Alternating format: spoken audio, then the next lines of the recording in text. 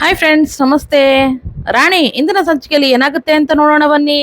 So ಅದಕ್ಕೂ ಮುಂಚೆ ಇನ್ನೂ ಈ ಚಾನಲ್ ಯಾರು ಸಬ್ಸ್ಕ್ರೈಬ್ ಮಾಡಿದ್ರೆ ವಿಡಿಯೋ ನೋಡ್ತಾ ಇದ್ದೀರಾ, ದಯವಿಟ್ಟು ಸಬ್ಸ್ಕ್ರೈಬ್ ಮಾಡ್ಕೊಳ್ಳಿ, ಲೈಕ್ ಮಾಡಿ ಅಂಡ್ ಶೇರ್ ಮಾಡಿ. ಸಂಚಿಕೆ ಮೊದಲಿಗೆ ನೋಡೋದಾದ್ರೆ, ಸರಳನ ಹತ್ರ ಪಕ್ಕದ ಮನೆಯವಳು ಉಪ್ಪಿನಕಾಯಿ ಕೇಳೋಕೆ ಅಂತ ಬಂದಿರ್ತಾಳೆ. ಆಗ ಸರಳ ಸರಿ ಆಯ್ತು, ಒಂದ್ ನಿಮಿಷ ತಡ್ಕೊಳ್ಳಿ ಅಂತ ಹೇಳಿ ಉಪ್ಪಿನಕಾಯಿನ ತಂದು ಕೊಟ್ಟಿರ್ತಾಳೆ. ಆದ್ರೆ ಹೆಂಗ್ಸು ಇನ್ನೊಂಚೂರು ಉಪ್ಪಿನಕಾಯಿ ತಂದ್ಕೊಡೆ, ಬೇಕಾದ್ರೆ ದುಡ್ಡು ಕೊಡ್ತೀನಿ ಅಂತ ಹೇಳಿರ್ತಾಳೆ. ಆಗ ಸರಳ ದುಡ್ಡೇನ್ ಬೇಡಕ್ಕ, ಉಪ್ಪಿನಕಾಯಿ ಕೇಳ್ತಾ ಇದ್ರಲ್ಲ, ಇನ್ನೊಂಚೂರು ಉಪ್ಪಿನಕಾಯಿ ತಂದು ಕೊಡ್ತೀನಿ ಅಂತ ಇನ್ನೊಂಚೂರು ಉಪ್ಪಿನಕಾಯಿನ ತಂದು ಕೊಡ್ತಾಳೆ. ಆಗ ಹೆಂಗ್ಸು ಅಲ್ಲೇ ಸರಳ, ಉಪ್ಪಿನಕಾಯಿ ತಂದು ಕೊಟ್ಟಿದ್ಯಾ, ಹಾಗೆ ನೀನ್ ಮಾಡಿರೋ ಚಟ್ನಿ ಪುಡಿನೂ ತಂದ್ಕೊಡೆ. ನೀನ್ ಮಾಡಿರೋ ಚಟ್ನಿ ಪುಡಿ ತುಂಬಾನೇ ಚೆನ್ನಾಗಿರುತ್ತೆ, ತಿಂದ್ರೆ ಕಳ್ದೋಗ್ಬಿಡ್ತೀವಿ, ಬೇಕಾದ್ರೆ ನೆಕ್ಸ್ಟ್ ಸಾರಿ ಬರುವಾಗ ನಾನು ದುಡ್ಡು ಕೊಡ್ತೀನಿ ಅಂತ ಹೇಳ್ತಾಳೆ. ಆಗ ಸರಳ ಅಯ್ಯಯ್ಯೋ ದುಡ್ಡೆಲ್ಲ ಬೇಡಕ್ಕ, ಈ ಅಕ್ಕಪಕ್ಕದ ಮನೆಯವರು ನಾವೆಲ್ಲ ದುಡ್ಡು ಇಸ್ಕೊಂಡ್ರೆ ಆಮೇಲೆ ಸರಿ ಇರಲ್ಲ ಅಂತ ಹೇಳ್ತಾ ಇರ್ತಾಳೆ. ಅದೇಕೆ ಹಾಗಂತೀಯಾ, ಇನ್ನೊಂದ್ಸಾರಿ ಬಂದ್ರೆ ಸ್ವಲ್ಪ ಜಾಸ್ತಿನೇ ಕೊಡು, ಅಂದ್ರೆ ನಾನು ನಿನ್ಗೆ ದುಡ್ಡು ಕೊಟ್ಟು ಅದನ್ನ ತಗೊಂಡ್ ಹೋಗ್ತೀನಿ ಅಂತ ಹೇಳ್ತಾ ಇರ್ತಾಳೆ. ಆಗ ಪಕ್ಕದ ಮನೆ ಹೆಂಗ್ಸು ಅಲ್ಲ ಸರಳ, ಅದೆಲ್ಲ ಸರಿ, ಈ ಪುಟ್ಟ ಹುಡುಗಿ ಯಾರು ಅಂತ ಕೇಳಿದಾಗ ಇವಳು ನಮ್ಮನೆ ಮಗಳೇ ಅಂತ ಹೇಳ್ತಾಳೆ. ಹೌದಾ, ಅಂದ್ರೆ ನಿಮ್ ಮನೆಯವ್ರಿಗೆ ಏನಾದ್ರು ಇನ್ನೊಂದು ಅಂತ ಹೇಳೋಕೆ ಹೋಗ್ತಾಳೆ. ಆಗ ಸರಳ ಅಯ್ಯೋ ಬಿಡ್ತು ನೀ ಅಕ್ಕ, ಹಾಗೆಲ್ಲ ಇಲ್ಲ, ನಮ್ಮನೆಯವರು ಶ್ರೀರಾಮಚಂದ್ರ, ಇವಳು ನಮ್ಮನೆಯವ್ರ ತಂಗಿ ಮಗಳು ಅಂತ ಹೇಳ್ತಾಳೆ.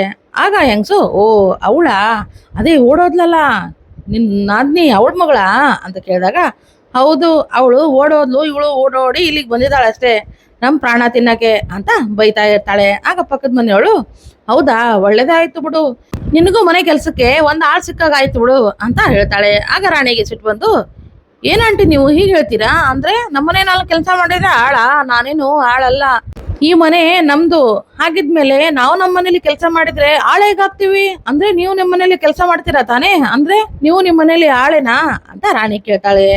ಆಗ ಹೆಂಗ್ಸು ಅಯ್ಯೋ ಚೋಟದ ಇದೆಯಾ, ಎಷ್ಟೇ ಮಾತಾಡ್ತೀಯ ನೀನು ಅಂತ ಕೇಳ್ತಾ ಇರ್ತಾಳೆ. ಆಗ ಸರಳ ಹೋಗ್ಲಿ ಬಿಡಕ್ಕ, ನೀವ್ ಯಾಕೆ ಅವಳಿಗೆ ಆಳು ಅಂತ ಹೇಳಿದ್ರಿ, ಅದಕ್ಕೆ ಅವಳು ಆ ತರ ಮಾತಾಡ್ತಾ ಇದ್ದಾಳೆ ಅಂತ ಸರಳ ಹೆಂಗ್ಸಿಗೆ ಹೇಳ್ತಾಳೆ.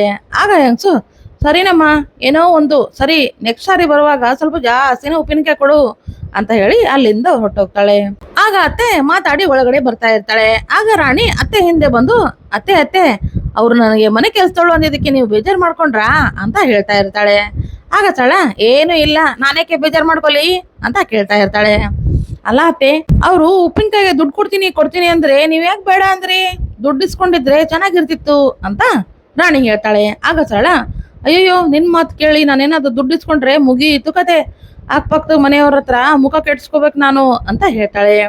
ಹಾಗೇನು ಆಗಲ್ಲ ಅತ್ತೆ, ನಾವು ಜೈಲಲ್ಲಿದ್ದಾಗ ನಾವು ಉಪ್ಪಿನಕಾಯಿ, ಹಪ್ಪಳ, ಚಟ್ನಿ ಪುಡಿ ಎಲ್ಲ ಮಾಡ್ತಾ ಇದ್ವಿ, ಅದಕ್ಕೆಲ್ಲ ಹೋಮ್ ಮೇಡ್ ಅಂತಾರೆ ಅಂತ ಹೇಳ್ತಾಳೆ. ಆಗ ಸರಳ ಅದಕ್ಕೆ ಹೋಮ್ ಮೇಡ್ ಅನ್ನಲ್ಲ, ಜೈಲ್ ಮೇಡ್ ಅಂತಾರೆ ಅಂತ ಹೇಳ್ತಾಳೆ.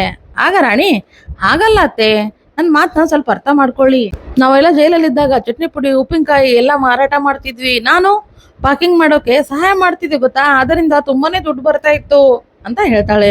ಹೌದಲ್ವಾ, ಈ ರಾಣಿ ಹೇಳ್ತಾ ಇರೋದು ಕರೆಕ್ಟ್ ಆಗೇ ಇದೆ, ಹೇಗಿದ್ರು ನನಗೂ ದುಡ್ಡಿನ ಸಮಸ್ಯೆ ಇದೆ, ಈ ವ್ಯಾಪಾರ ಮಾಡಿದ್ರೆ ಸರಿ ಹೋಗುತ್ತಲ್ವಾ ಅಂತ ಯೋಚನೆ ಮಾಡ್ತಾ ಇರ್ತಾಳೆ. ಆಗ ರಾಣಿ ಅತ್ತೆ ನಾನು ಹೇಳಿರೋದು ಕರೆಕ್ಟ್ ಆಗಿದೆಯಲ್ವಾ ಅಂತ ಹೇಳ್ತಾಳೆ. ಸಾಕು ನಿನ್ ಪುರಾಣ ಎಲ್ಲ ಆಮೇಲೆ ಬಂದು ಹೇಳುವಂತೆ, ಫಸ್ಟ್ ಹೋಗಿ ನಿಮ್ಮ ಮಾಮನ್ಗೆ ಊಟ ಕೊಟ್ಬಾ ಅಂತ ಹೇಳಿ ಬ್ಯಾಗ್ನ ಕೊಟ್ಟು ಕಳಿಸ್ತಾಳೆ. ಈ ಕಡೆ ರಾಣಿ ದಾರಿಯಲ್ಲಿ ಬ್ಯಾಗ್ ಹಿಡ್ಕೊಂಡು ಬರ್ತಾ ಇರ್ತಾಳೆ. ಆ ಕಡೆ ಬಾಲ ಗಾಡಿಯಲ್ಲಿ ಬರ್ತಾ ಇರ್ತಾನೆ. ರಾಣಿ ನೋಡಿ ತುಂಬಾನೇ ಖುಷಿ ಪಡ್ತಾನೆ. ಓ ಇವಳು ರಾಣಿ ಅಲ್ವಾ, ಎಲ್ಲಿಗೆ ಹೋಗ್ತಾ ಇದ್ದಾಳೆ, ಹೇಗಾದ್ರೂ ಮಾಡಿ ಇವಳನ್ನ ಕೇಳೋಣ ಅಂತ ಗಾಡಿನ ನಿಲ್ಲಿಸ್ತಾನೆ. ಆಗ ರಾಣಿ ತುಂಬಾನೇ ಸ್ಮೈಲ್ ಮಾಡ್ತಾ ಫ್ರೆಂಡ್ ಎಲ್ಲಿಗೆ ಹೋಗ್ತಾ ಇದ್ದೀರಾ ನೀವು ಅಂತ ಕೇಳ್ತಾಳೆ. ನಾನು ಎಲ್ಲಿಗೆ ಹೋಗ್ತಾ ಇದ್ದೀನಿ ಅಂತ ಬಿಡು, ನೀನ್ ಎಲ್ಲಿಗೆ ಹೋಗ್ತಾ ಇದೀಯಾ ಅಂತ ಕೇಳ್ತಾನೆ. ಅದು ನಮ್ಮ ಮಾಮನ ಅಂಗಡಿ ಹತ್ರ ನಾನು ಊಟ ಕೊಟ್ಟು ಬರೋಕೆ ಅಂತ ಹೋಗ್ತಾ ಇದ್ದೀನಿ ಅಂತ ಹೇಳಿದಾಗ ಬಾಲ ಕೆಳಗಿಳಿದು ಬಾ, ಹಾಗಾದ್ರೆ ನಾನೇ ನಿನ್ನ ಬಿಟ್ಟು ಬರ್ತೀನಿ ಅಂತ ಕೇಳ್ತಾನೆ. ಆಗ ರಾಣಿ ಬೇಡ ಬೇಡ ಫ್ರೆಂಡ್, ನನಗೆ ನಡೆದೇ ಅಭ್ಯಾಸ, ಈ ತರ ಎಲ್ಲ ಗಾಡಿಯಲ್ಲಿ ಹೋಗಿ ನನಗೆ ರೂಢಿ ಇಲ್ಲ ಅಂತ ಹೇಳ್ತಾಳೆ. ಅಲ್ಲ ನಾನಿಲ್ಲ ಅಂದ್ರೆ ನೀನು ನಡ್ಕೊಂಡು ಹೋಗು ಪರವಾಗಿಲ್ಲ, ಆದ್ರೆ ಇವಾಗ ನಾನು ಇದೀನಲ್ಲ, ನೀ ಯಾಕೆ ತಲೆ ಕೆಡ್ಸ್ಕೊತೀಯ, ಬಾ ನನ್ನ ಜೊತೆ, ನಾನು ನಿಮ್ಮ ಮಾವನ ಅಂಗಡಿಯವರೆಗೂ ಬಿಟ್ಟು ಬರ್ತೀನಿ ಅಂತ ಹೇಳಿ ರಾಣಿನ ಗಾಡಿಲಿ ಕೂಡ್ಸೋಕೆ ಅಂತ ಹೋಗ್ತಾನೆ. ಆದ್ರೆ ಗಾಡಿಯಲ್ಲಿ ಮುಂದಿನ ಸೀಟಲ್ಲಿ ಗೂಗ್ಲಿ ಕೂತಿರ್ತಾನೆ. ಗೂಗ್ಲಿನ ನೋಡಿ ಏ ಗೂಗ್ಲಿ ನೀನ್ ಹಿಂದ್ಗಡೆ ಹೋಗು, ರಾಣಿ ಕೂತ್ಕೋತಾಳೆ ಅಂತ ಹೇಳ್ತಾನೆ ಬಾಲ. ಅದನ್ನ ಕೇಳಿ ಗೂಗ್ಲಿ ಅದೇನೋ ಹೊಸ ನೀರು ಬಂದು ಹಳೆ ನೀರು ಕೊಚ್ಕೊಂಡು ಹೋಯ್ತು ಅಂತ ಹೇಳ್ತಾರೆ, ಹಾಗಾಗಿದೆ ನನ್ ಕತೆ ಅಂತ ಹೇಳ್ತಾ ಇರ್ತಾನೆ. ಸರಿ ಆಯ್ತಮ್ಮ ಬಾ ಕೂತ್ಕೋ ಅಂತ ಹೇಳಿ ಅಲ್ಲಿಂದ ಹೊರಟೋಗ್ತಾರೆ. ಈ ಕಡೆ ಅಂಗಡಿಲಿ ಸೀನನ್ಗೆ ಹೊಟ್ಟೆ ಹಚ್ತಾ ಇರುತ್ತೆ, ಆ ಕಡೆ ಈ ಕಡೆ ಅಂಗಡಿ ಮುಂದೆ ಓಡಾಡ್ತಾ ಇರ್ತಾನೆ. ಅದನ್ನ ನೋಡಿ ಸತ್ಯ, ಏ ಸೀನಾ ಏನಾಗಿದೆ ನಿನ್ಗೆ, ಬಂದ್ ಕೂತು ಕೆಲಸ ಮಾಡಿದ್ರೆ ಆಗಲ್ವೇನೋ, ಕೆಲಸ ನೋಡಿದ್ರೆ ತುಂಬಾನೇ ಬಾಕಿ ಇದೆ, ಬಂದ್ ಕೆಲಸ ಮಾಡು ಅಂತ ಹೇಳ್ತಾ ಇರ್ತಾನೆ. ಆಗ ಸೀನಾ, ಟೈಮ್ ಎಷ್ಟಾಯ್ತು ಅಂತ ಫಸ್ಟ್ ನೋಡು, 1 ಗಂಟೆ ಆಯ್ತು, ನನ್ಗೆ ಇವಾಗ ಹೊಟ್ಟೆ ಹಚ್ತಾ ಇದೆ, ಊಟ ಇನ್ನೂ ಬಂದಿಲ್ಲ, ಅದಕ್ಕೆ ಊಟದ ಬಗ್ಗೆನೇ ಯೋಚನೆ ಮಾಡ್ತಾ ಇದ್ದೆ ಅಂತ ಹೇಳ್ತಾ ಇರ್ತಾನೆ. ಈ ಕಡೆ ರಾಣಿ ತುಂಬಾನೇ ಖುಷಿ ಪಡ್ತಾ ಗಾಡಿಲಿ ಬರ್ತಾ ಇರ್ತಾಳೆ. ಆಗ ಬಾಲ, ಏನ್ ರಾಣಿ ತುಂಬಾನೇ ಖುಷಿಯಾಗಿದೆಯಾ, ಏನ್ ವಿಷಯ ಅಂತ ಕೇಳಿದಾಗ, ನಾನು ಈ ತರ ಗಾಡಿಲಿ ಓಡಾಡಿದ್ದೇ ಇಲ್ಲ, ಅದಕ್ಕೆ ಇದನ್ನೆಲ್ಲ ನೋಡಿದ್ರೆ ನಂಗೆ ಖುಷಿ ಆಗ್ತಾ ಇದೆ ಅಂತ ಹೇಳ್ತಾ ಇರ್ತಾಳೆ. ಆಗ ಗುಗ್ಲಿ, ಅಯ್ಯೋ ಇದೇನಿದು, ಯಾವತ್ತು ಗಾಡಿಲಿ ಓಡಾಡೇ ಇಲ್ಲ ಅನ್ನೋ ತರ ಮಾತಾಡ್ತಾ ಇದೀಯಾ, ಈಗಿನ ಕಾಲದಲ್ಲಿ ಇದೆಲ್ಲ ಸಾಧ್ಯನಾ, ಇಂಥ ಸುಳ್ಳು ಹೇಳೋದ್ರಲ್ಲಿ ನಂಬರ್ 1 ನೀನು ಅಂತ ಹೇಳ್ತಾ ಇರ್ತಾನೆ. ಆಗ ಗುಗ್ಲಿ, ಅಲ್ಲ ನೀನ್ ಬರೀ ಇದೇ ತರ ಓಡಾಡ್ಕೊಂಡಿರ್ತೀಯೋ, ಸ್ಕೂಲ್ಗೆ ಏನಾದ್ರು ಹೋಗ್ತೀಯೋ ಅಂತ ಕೇಳ್ತಾನೆ.